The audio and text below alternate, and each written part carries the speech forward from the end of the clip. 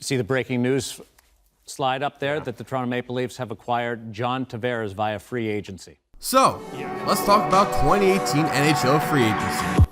It's July 1st, and you know what that means? It means that many middle-of-the-road players and players past their prime will be overpaid to shit.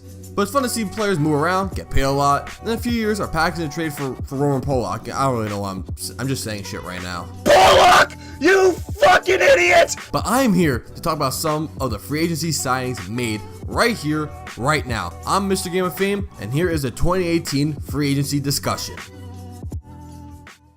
Okay, so we have to talk about it, the big catch.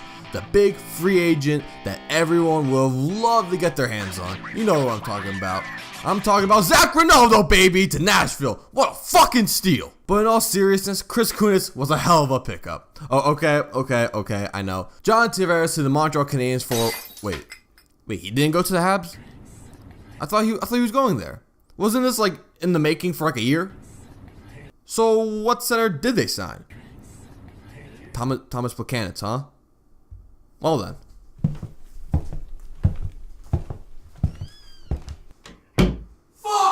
As a fan of an Atlantic team myself, I am so scared for the Leafs. They've built a potential dynasty of a team in a span of a few years, and adding Tavares, who's only getting $11 million per year, is a nice deal. People are going to say, well, how are they going to re-sign people like Matthews and Nylander and Marner? I'm going to say this, they'll find a way. Maybe someone will take pay cuts, but one thing is for certain, I wish the Habs would run this way. And I'll say, I'm kind of happy that the Leafs are good again. And maybe one day, the Leafs and Habs can go up against each other in the playoffs and resurrect their rivalry. And also, I do want to add that Tavares did do the Islanders dirty, promising that he was going to stay in New York, and the Islanders not trade him, and then fucking off to Toronto. Kind of a dick move, Johnny boy.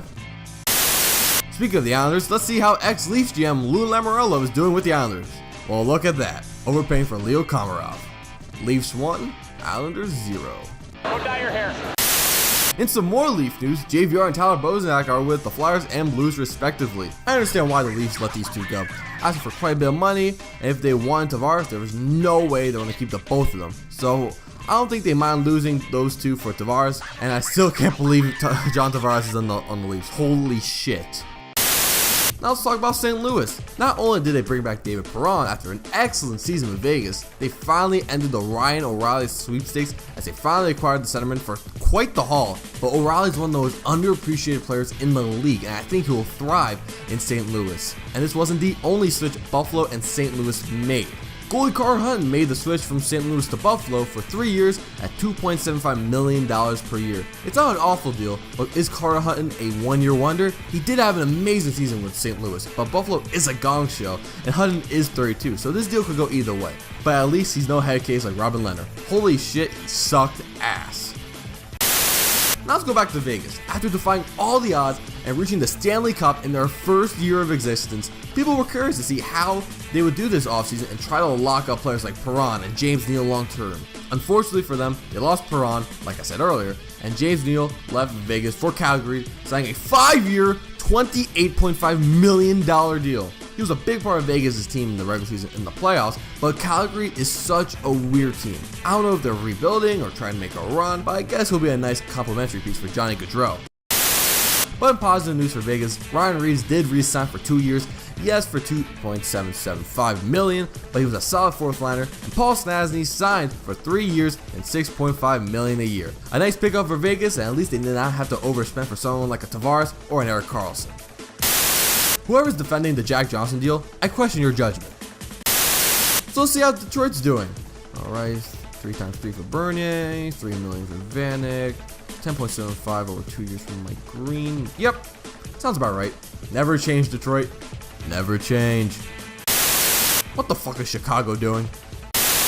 Big Joe Thornton back at San Jose for only $5 million. It would have been nice to have Tavares. And welcome back to another episode of the Ben and Gong Show. Let's see how the Vancouver Canucks are up to now.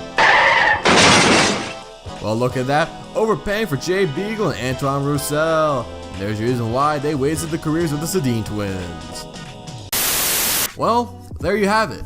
I might have missed some other notable signings, but I tried to cover the main ones. If I forgot any other signings, just let me know in the comment section down below. Maybe we'll have a discussion. Thank you guys for watching. Comment, rate, and subscribe for more content on this channel. Follow me on Twitter at Mr. Game of Fame, link in the description. I'll see you guys next time. And we'll say this one thing, at least you're not the NBA. The fuck?